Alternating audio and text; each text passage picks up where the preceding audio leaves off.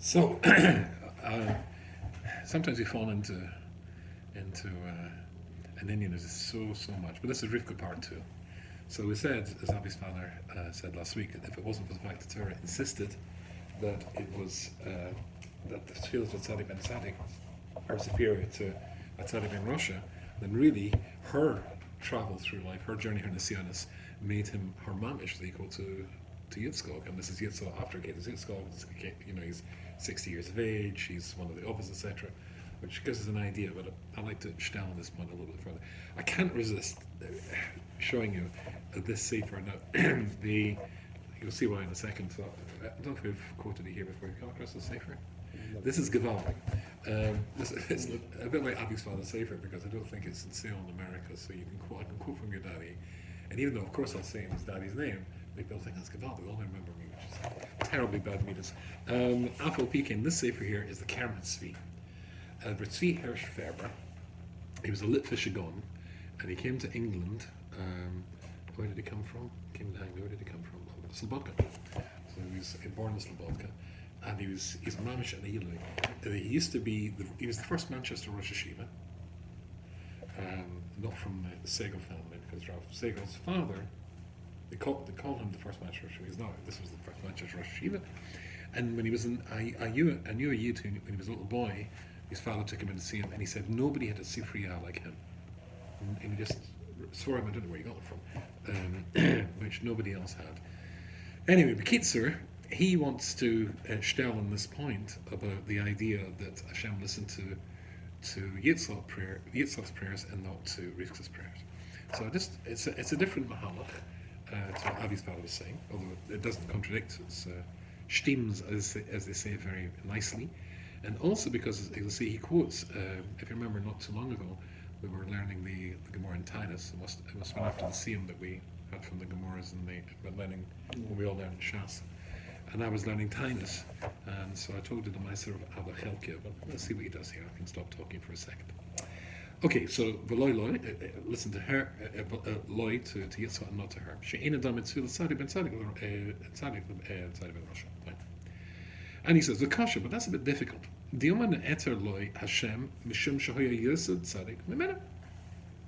Maybe it was, the reason would be Dilma ne'eter loy hoya mishum shahoya yoser tzaddik b'mena. Maybe it's bullshit that he was a bigger tzaddik. Not that he's a tzaddik ben tzaddik. Maybe he's just bigger than her. That's why I listen to her. Because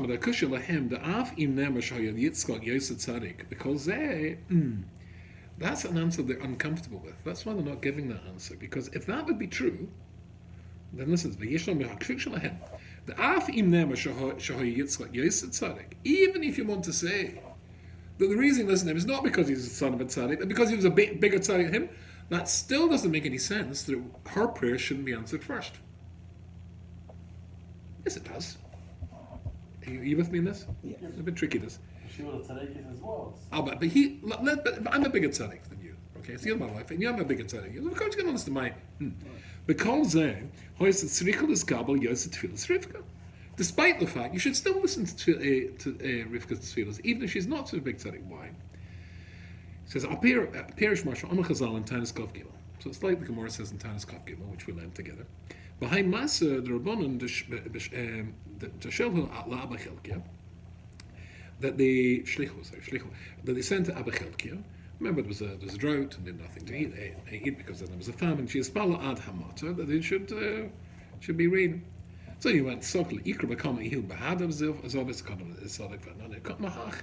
It's obvious that so what happened was that they got to the top of the roof and the rain falls on her side, not on his side, etc., etc.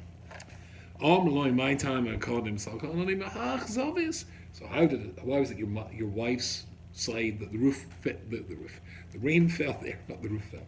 The rain fell on her side of the roof. In other words, for her side more than yours.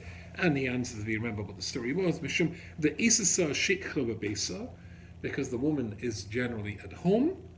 V'yava Rifsa La'oni and Mekava and Esa Ainsha. Because because she's at home, and when people come they're starving, they come and they've got no food, and they come to, she gives them bread.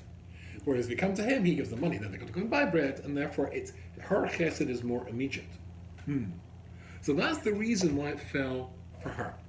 The kasha. My shalosim. Hold on. What are they asking? What's the question here? Dilma ishta tzedekas yosef imenu. Why are they asking the question? Why not just turn around and say, she's a greater tzedekas than he is? Okay. But Sarah Klima. Show you borer lahem, show you tzaddik yosef imenu. No.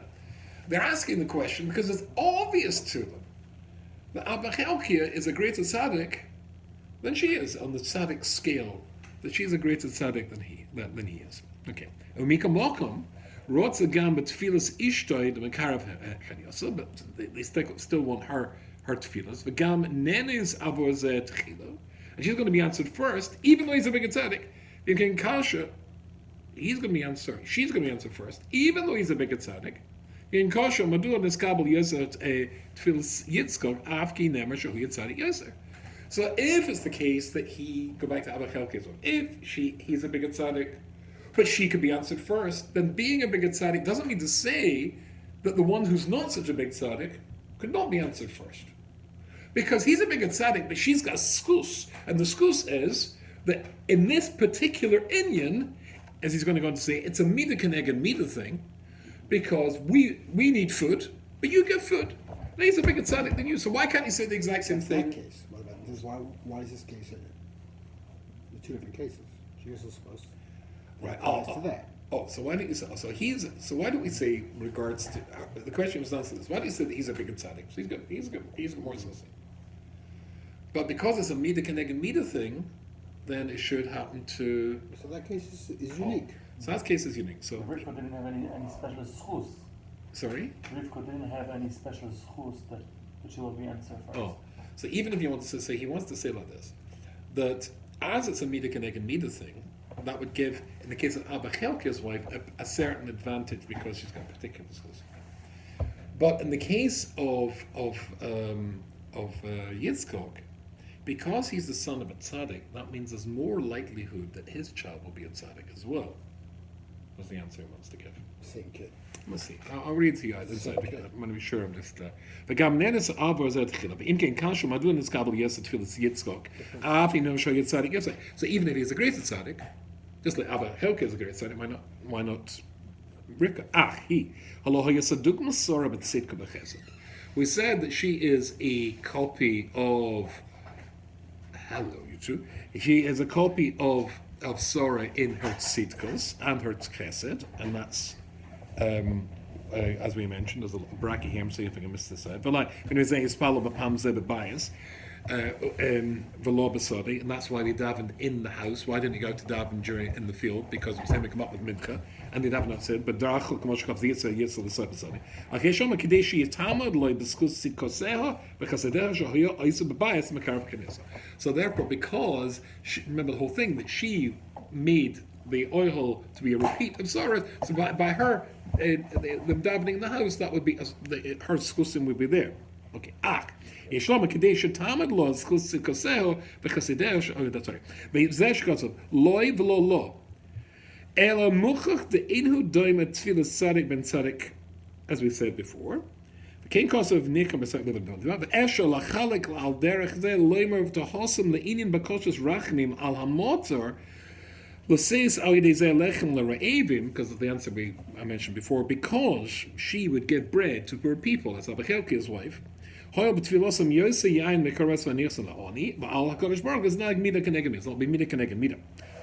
that we already explained. But that's not the case when it comes to asking for children. There is no schus that Rivka could have because there's more necessity for him to have children, for her to have children. So it should be that his tefillas would be answered first. As Rashi says there, he goes to tzaddik yesh lo mechazak yosel lahalid bonim kasher, because he's got that more likelihood being a tzaddik, and tzaddik who have children who themselves are tzaddik. He's got a chiyuv to have children. She doesn't have a chiyuv to have children. I just thought it was interesting because that related to. It's both their kid though. Sorry? Oh, certainly both. Yeah. Yes. Don't chop them in half. No, that's a different story. Didn't we say when we did this year a while ago, like Gilgal, that if you could be considered a tzaddik and tzaddik of a previous. Oh yeah. So she's a Gilgal of Sarah. Yeah, she's a guild So officer. maybe she's also Yeah. tzaddik mitzvah. Yeah. Well, we're going into that in a second. We're coming to this. So we said, remember, and this is, I'm going to look back to this very shortly, or towards the end actually. So we said, and for me it's a very exciting idea, so I've been saying this over in many shirim since we came across it. So when we get to, when at the end of, after Akis Yitzchak, it's told to Abram that Milcah has born to Nochor 12 children, well not Milcah, she had 8 children, and then there was Reumah and she has 4 children. And then we said, why does it mention that? So Rashi says, in order just to tell you, because it says Basul had Rivka, which seems a bit ridiculous because then just say Basul had Rivka. But Orach Chaim Kodesh said something different. He said that it was to tell you that all the people, these 12 people, when a great tzedek is, and I mistranslated it last time, I said I didn't understand this, couldn't understand it. I translated it as im, it was aim. Because when the mother of the Jewish people is going, such an neshama is going to come to the world, there are always equal and opposite negative forces that come to the world at the same time. Zulu and Mazuru bar Elokim, and that's going to be very important shortly. So when Rivka is coming to the world, it's telling you her nisyonos in the world. She's going to have to deal with these people. And as we mentioned last week, when Yaakov sends to Esav, Yimlov and Garti, and Rashi says, Tarik Mitzvah Shemati, Rabbi Yerucham says, it's not that despite living with Lavan, I was able to keep the Tarik Mitzvahs, because of living with Lavan, I was able to keep the Tarik Mitzvahs, that you can only test yourself if you're put under pressure. So it was the pressure that he was put under that allowed him to keep the Tarik Mitzvahs. Fine. Okay. So the tests, if you like, in Rivka's world, was that she was going to be exposed, as Rashi says. She was a tzaddikus, who is the daughter of an evil man, the sister of an evil man, surrounded by evil people, and somehow was not contaminated by that, which was astonishing.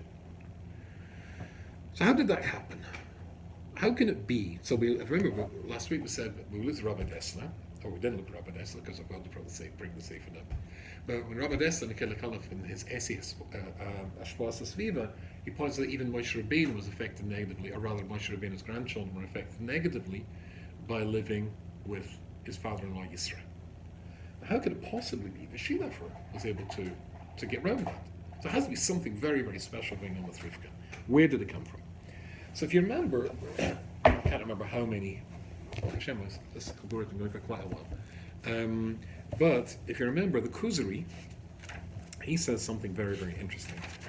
So he points out, if you remember we talked about the repeating formula in Bereshis, and you find it in Noach as well. There it talks about one, let's say Enosh. There was one person of the generation. They lived to be 1,000 years sometimes. It says that he was such and such a can't remember about it. He lived to be whatever it was, 200, and then he had a child, Lemach, whoever it was, Chabukayan, and then he had Bonim of Bonais, then he lived to be twice whatever it was, then he dies, and then we go on to Lemach. And Lemach, and the exact same for over and over and over, and 10 generations of that. And then the same formula is repeated in Noach. And we said that because there was an unbroken chain, or the Kuzari says, there was an unbroken chain of Nevi'im, so that the Das in Hashem Yisborach was never lost from the world. Of course, as the Rambam says in Hilchos Avodah Zorah in the first halacha, he says, how did Avodah Zorah evolve? He said, in the days of Enosh themselves, and Enosh was one of the people who made the mistake, then their mistake was that they thought, well, Hashem Yisborach has created these planets and these stars. Lahanig es ha'olam. And the Rambam earlier says that stars and planets are, deep breath, living creatures. Right? Their das is lamatim and malachim, but certainly superior to us. They're makir each other. Hello, Saturn. Hello, Venus. Oh, there's Pluto over there. How you doing, Pluto? That's not the dog. That's the It's not even a planet anymore. It's a deep Dwarf planet. planet, it's a dwarf planet. It's a dwarf planet. Well, nothing against dwarfs. Anyway, so basically they talk to each other, and they're makir the Rabbanu Shalom. Okay, they're makir the Rabbanu Shalom. So this idea, this insight that they had was not ridiculous, right? That these are creatures who are superior to us, and we should give them kavod in the same way that if, I wanted to say Tak at the beginning, this here should be discussed that evil Haman doesn't get, it's the general election in Britain tomorrow. It's like it's a big pachad, and that this fellow called Corbyn should not have.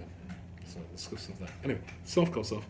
That basically, if a prime minister, even that Russia, if he becomes a prime minister, one still have to give him COVID in the same way as Moshe, and we learn this out from Moshe Rabbeinu giving COVID to Paro, and he's shechting 2,000 or 1,000 Jewish babies every morning and every evening to bathe in their blood because of his leprosy, where he's still in the milk and you have to give COVID.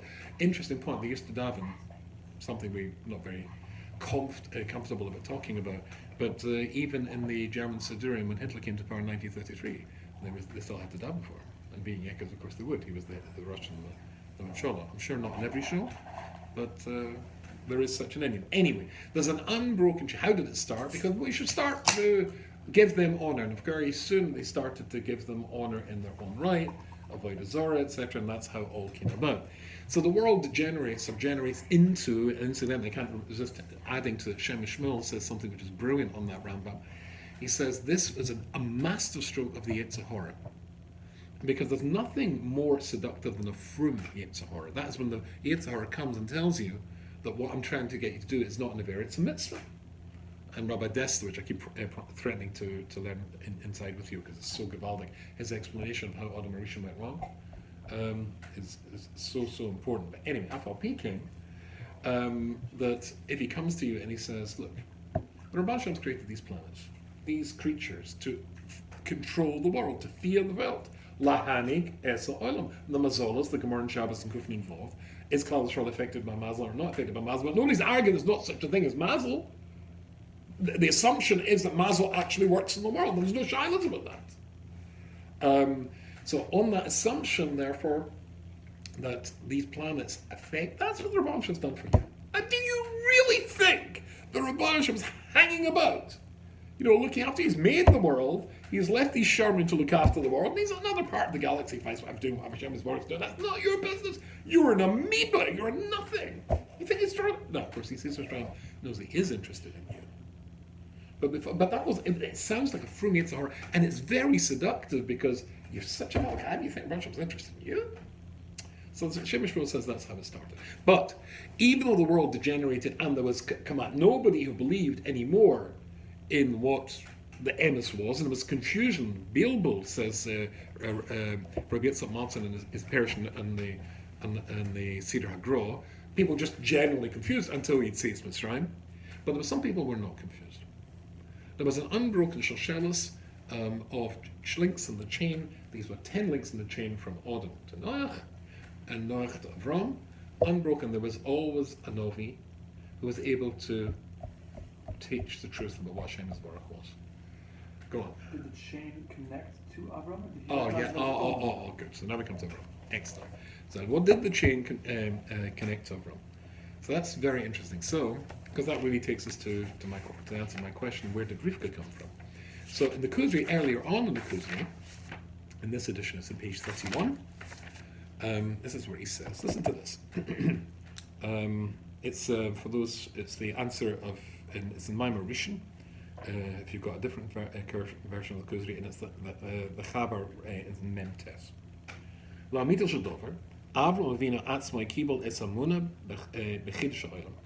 The real truth of the matter is that Avram Avinu, this is interesting because this will start you going, what? What's that we learn? Avram Avinu was makabel his amuna in the chidush ha'olam misaboy aver b'noi shel Shem. He got it from Aver, and he says, Ki al Shem Aver Nikra Avram, as called Avram HaIvri, the Talmud of Aver. No, so hold on, stop it. So we know, of course, that Avram Avinu, when he's Nimrod, the big king, the big emperor, because he's the first one that starts to conquer other countries. So he introduces warfare and imperialism to the world. And then he's told by his Khartoumim that there's going to be a boy child born who is going to challenge him. So he decides to have all the children killed at birth. Terach is Nishkan Shmata, right? As Rabbi Desta says, if you're mentioned in Torah, you're a great person. You might have been a great Rosh, but you're a great person. He was one of his top government ministers, and his wife becomes pregnant. All boy children have to be killed to get rid of this child. And you probably remember the story that because he's got protexia, when they come to get the baby Avram to kill him, then he says, give the baby a couple of days with his mother, and he's got protexia, give them a couple of days, which seems crazy. Let them bond with the child and then kill him. And that one of his maids had a baby, and he swapped the babies. The baby is handed over to Nimrod. Nimrod takes the baby by the ankles and smashes it in the ground. Dead baby. Then, of course, she takes him and she hides him in the cave. And then he's there for 3 years, and then he comes out from the cave. And it's very interesting psychological insight, because now he sees the world which we never do for the first time. And when you see something the first time, then you see it, If somebody comes into a room, I try to say this to my young men, not my very young men, but my young men in yeshiva, because as you know, when a boy goes out with a shidduch, if you ask him what he's looking for, he's immediately saying, yeah, that's right. She's got to be beautiful, she's got to be, that's number one. But the interesting thing is once I heard my good friend Rabbi Gottlieb saying, it's interesting, once you see somebody for the first time, then you take a picture, click, of what they look like, and it's a handsome fellow. Well, I don't know if guys are handsome, but you get the idea. Women always know, women are beautiful, guys. Anyway, so you immediately get a look at the person. But as I try to get through to young men, so let's say the girl has a mole in her cheek. The funny thing is, when you come to love that person, you love her and the mole in her cheek. That's part of who and what she is. The first time you see somebody, then it makes an impact. But once you get used to them, that's just whom you happen to love. That's my husband, that's my wife, that's my kids. So Avram Avinu comes out and he sees for the first time this machine, this world, which works perfectly, and everything in it interacts perfectly with everything else in it. Seasons, v'chulu, blah. So he says to himself, according to the Chovos Levavos, he says, he says, how did this happen? There are he's 3 years of age. There are two possibilities. Either it made itself, or somebody made it. Let's consider the first option first. It made itself. If it made itself, then I'd have to ask myself the question, did it make itself before it existed or after it existed? If it made itself before it existed, how does nothing make something? If it made itself after it existed, it already existed. So you're compelled to say that somebody made it. Have you heard about somebody called, no, mine's going to go blank. There's a book called The God Delusion by, I just wrote about this. Maybe because Hamadiyya took his name out. Maybe that's going to my mind. But he actually argues that nothing can make something. That something can appear from nothing. And he's a professor at Oxford University. Richard Dawkins is his name. Which just goes to show you can be very brilliant and a complete moron at the same time. Anyway, leaving that aside. So what happens is he comes out, and so Avram Avinu is compelled to say that there's a maker. But what does that mean? What does it mean? What's my akras? What's my responsibility? It's just the shalom aleichem. I remember I was once invited to a boys' choir, and so along came to our school. Came along this teacher. He was one of the people of the choir. So he sat down at the piano, and so we just had to follow. He wanted to see if he had a voice. So I qualified. But that just means I've got a voice. But he was going to teach you how to use your voice, etc. And that's a different thing. Avram Avinu had the aside. But who was going to polish that aside? Who was going to guide him and mold it? That was Avram. That's why it's called Avram Avinu. Ki al Shem Aver Nikra Avram. Avram Avinu. But Avram Avinu atzvai hu bedor ha'aflog. Avram Avinu himself lived in the Dor HaFlog. As we know. In fact, he actually calls the Rebbe Shem down to see if it's Titzach here. Bizman sheniz, now listen to this. Bizman sheniz balbelu kol halushonis. When all the languages were mixed up, because that was the only tikkun to stop them, because they had achdus. With achdus you can do terrible things. But his language, because they all spoke Lashon. What was the Lashon Echad? Lashon HaKodesh. The Rashi mixes it all up. But the Lashonai, but his language, the Lashon Kruvav and of his family, Law his Bible, was not mixed up. Now there's a game they play in America, and play all over the world. Here it's called Broken Telephone. In England it's called Chinese Whispers, which is probably racist. You can't say that anymore. But anyway, you all know how the game works. But certainly, if it's the case, and I know this because I've translated several books now, As soon as you pick a translation of a book, of a word, you've locked it into one meaning. Now, you and I, we're all multilingual people because we're religious Jews. We all speak at least 2 or 3 languages. Then you will know that every translator, as I once heard somebody say, is a commentator. Because when I'm choosing the best translation for this word, I am choosing the one that I think fits the best. You have to say to yourself, when I translated and I had to say that's a mistake. When I first started my first book translating, I tried to be as faithful and literal to the meaning of the word, and then I realized in trying to be faithful, I was adulterating it. It was horrible. You have to say to yourself, what would the translator, if he lived in 2019 in New York, and he spoke our English, how would he translate? How would he say it today? That's what you really have to say. But the emes is, as soon as you translated, even the best translation, you fixed it, because you and I know that certain words, even though there are no synonyms in Lashon HaKodesh, but words can have other meanings and other echoes. But if you translate it to an English word, you've locked all those out. And of course, if you that's why the Bible, what the world has as the Bible has been translated originally from Hebrew into Greek. Was it originally? It was Greek, and then from there, King James I of Scotland, of England. Sorry, he was James VI of Scotland. He had the King James version.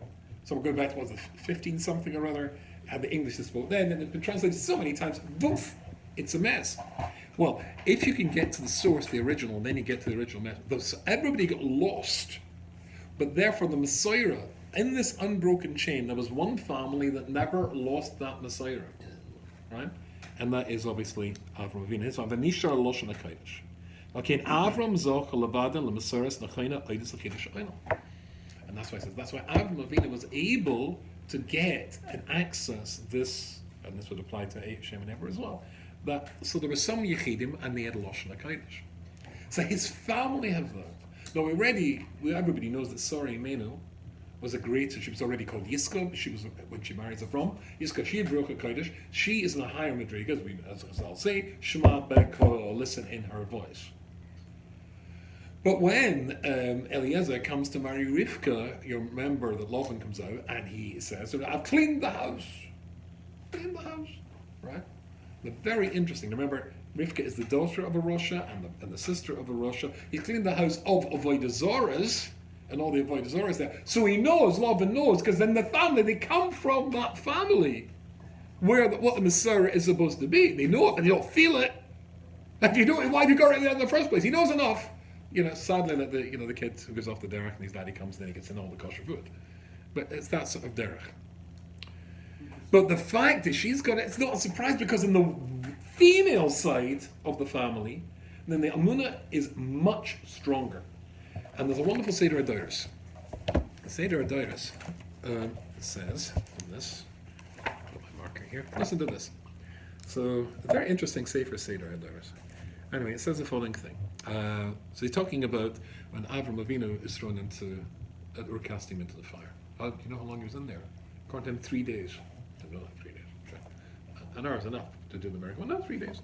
Anyway, listen to this. So Haran, nota be'esahi, achri Avram. Haran himself was inclined to have the same amunah as Avram Avinu. Ach, hasted verbally babe, hid in his heart. Okay. V'yama Haran el liboy. Amelech Tofes as Avram. Now the king's got Avram, his captain. Boy, in Yigbar Avram, so this. In Yigbar Avram, if Avram succeeds, Amelech halachti berachor. It beats the king. I'm on his side. In Yigbar Amelech halachti achari Amelech, and if the king went up after his side, there was 3 El Al jets that were captured by the PLO in the 60s, and Rav Putnam was in one of these things, and it was typical Arab terrorist stuff, and they took them out and they had mock executions, and they're pointing their AK-47 on the trigger and it just goes click and shit, gefährlich. But I want you to imagine, some of these, you're standing there and the non-Jewish people, I say it was non-Jewish people, a bit like the Entebbe thing, instead of letting them go, they say, you can choose which side to be on.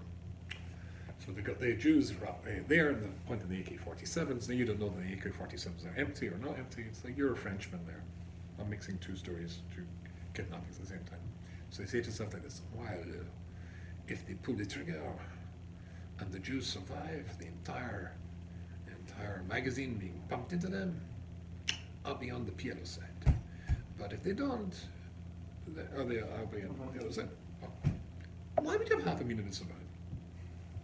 Somebody's going to fire 30 bullets into you, if they walk away from this, then I'll be in the Jew side. And if they die, then I'll be in the Arab side. Duh, as they say. They're going to fire 30 bullets into them!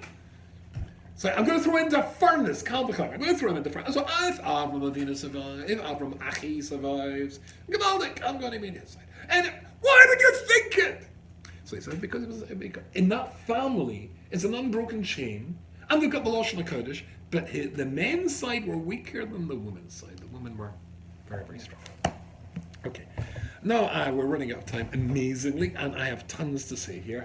I found, so much time on my hands that I would take you into the Alshach, but we don't, and I want to go into other stuff. However, there is something I wanted to point out from the next stage in Rivka's life, which takes us to the famous business of the stealing of Esau's bracha, which is all through Rivka's direction. And Yaakov, who's Mr. Emes, Titin Emes Yaakov, this is a big sign. Important point to just make that Avram Avinu, as Rabbi Desta says, all the tests of Avram Avinu went against his teva. As I tried to say to my boys in yeshiva, to the yeshivas today, because I'm trying to get them to do something, he said, that's too tough. I said, all the best, all the most enjoyable things I've ever achieved was the most difficult things. And I thought I would never do it, and it was, that's geschmack. Anyway, Avram Avinu has to go against his nature as Mr. Chesed, and Yaakov has to go against his nature as Mr. Emes. Okay, and I've got more to say in that second. Anyway, so Ata b'ni shma b'koili. So now, my son, listen b'koili l'asher ani mitzabas. So listen to what I'm telling you to do. Now, I'm very surprised, actually, that Rashi doesn't say what I expect Rashi to say here, because he certainly says that when Torah says to Avram, throw out Hagar, and then it's very evil in Avram's eyes, and he says to Hashem, and he says, whatever she tells you to do, Shema B'Kolo. Shema B'Kolo. Rashi says, B'Kolo, bad Hebrew, should be L'Kolo. But it's, listen in her voice, because that's Ruach HaKodesh. She speaks with Ruach HaKodesh. How do you get Ruach HaKodesh? Ruach HaKodesh, we all know, Repentance Neor, that's the whole of Mesil Tashar, Madriga. She's worked her whole life to get to this Madriga. Sarah worked her whole life to get to that Madriga. It's not accidental. I was born in time. No, they worked to be tzaddikim. Fine. So now, my son, listen in my voice. To what I'm trying to tell you to do, or what I'm telling you to do. Now, of course, that means that he's not deceiving his father, because, as the Orachaim says very brilliantly here, because of Nevis, Kibbut Av V'Em, and she's a Neviah, then there's such a thing as a Rosh Shah. Oh, there's a mitzvah of Kibbut Av. What happened to your Kibbut Av? There's also a mitzvah of Kibbut Em, and I'm a Neviah, I'm telling you, it's suspended for the moment. Fine. And Taka, the Orachaim says, Shema B'Kodi Perish Agam Sheyesh V'Devarim Ela K'Genevastas. This looks like terrible fraud and pulling the wool over your father's eyes. Im Kol Zeh, Yesh L'Chol L'Shema B'Kodi. You should listen to my voice. Perish Malvad Chiyav Mitzvahs Kibbut Am. Apart from Kibbut Am, Im Sheyeh Mitzvahs Hasevas Mitzvahs Gam Hi Neviah Ksi B'Dover Neviah Emes. And as we all know, when it comes to Novi Emes, they might tell you to suspend temporarily one of the mitzvahs, only the 3 Yarag Al Yavars you can't listen to, the rest you can do. Fine. So the whole thing comes about, the whole story of Klal Yisrael comes about by her insisting that you've got to go and lie through your teeth and cheat your father, and it's not nice. It doesn't sound nice. How are we doing for time? Very quickly. Rabbi Dessler says, not in that book, Rabbi Dessler says in this book, in page 94, Mahu Emes or Mahu Sheker. What is Emes and what is Sheker? What is fraud and what is? Now, this story, from the perspective that we've just said, common sense, your kishkis, your every logical cell in your brain would say, this was fraud. Rabbi Dessa. Mahu emes and mahu sheker. What is emes and what is sheker? But chilas chenuchenu v'nenu, from the very beginnings of our little kids, we are taught what is emes and sheker. Emes hu shemavsaprim avodas kamosha iro. It's reporting things as they actually happened. The sheker kamoshanim is and any deviation from the truth, that's called sheker. Azeh rag ba'afanim pshutim. But that's at a very superficial level. There are many examples when that definition is insufficient, and not only that, is damaging. There are many examples in halacha that you're not supposed to say the things exactly as they happened. Isn't that lashon hora, for a start? Is reporting the truth. If it's going to damage somebody else, except you've got to tell us in hechrach. And then you would have to change it. When do you have to change it? When the emes, that definition of the emes, instead of being something good, which will produce good, will produce damage and evil. Because if that's the case, that what appears to be emes is ultimately sheker, and what sheker is, it can be emes.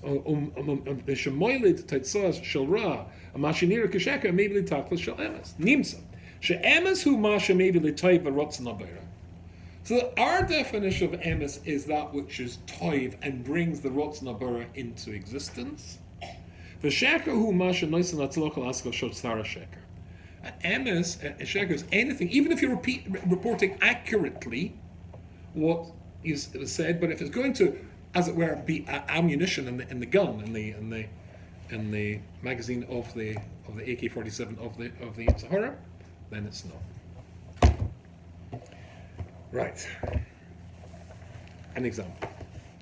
So we said, if you remember right at the beginning, I was going to come back to this, I'm sure where we are now. So when Rivka comes into the world, she is accompanied by 12 sighted people, Uts and Buz and all the rest of the people, because that's going to be her test in the world. Listen to this.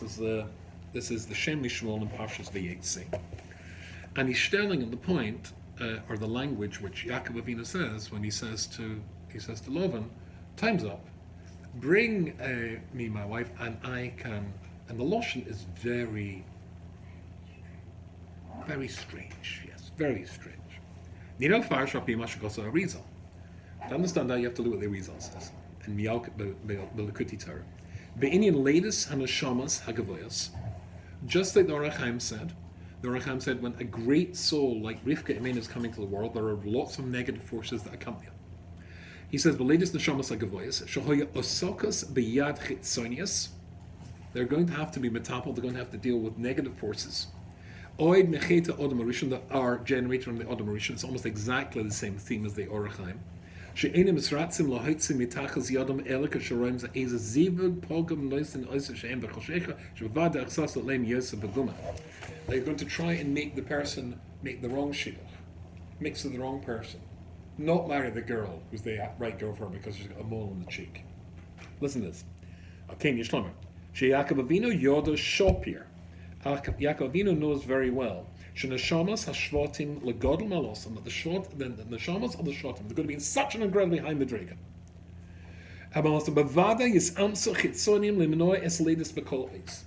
The negative forces in the world, the Sultan is going to do his best to disrupt that. But as we're running out of time, I'll tell you outside. So therefore, when he turns around and says to Lovin, this very Miyasa type lotion you would expect the grobest of grob to use, then the Sultan hears that. Don't have to worry about that. This is not the Zivug. But it is the Zivug. So next time we get together, which seems to be in a month's time, I want to go into, because there's a ton more to say, now we're going off Rivka, I just want to go into this in more depth, this idea of bow. Therefore, that's what's going on here.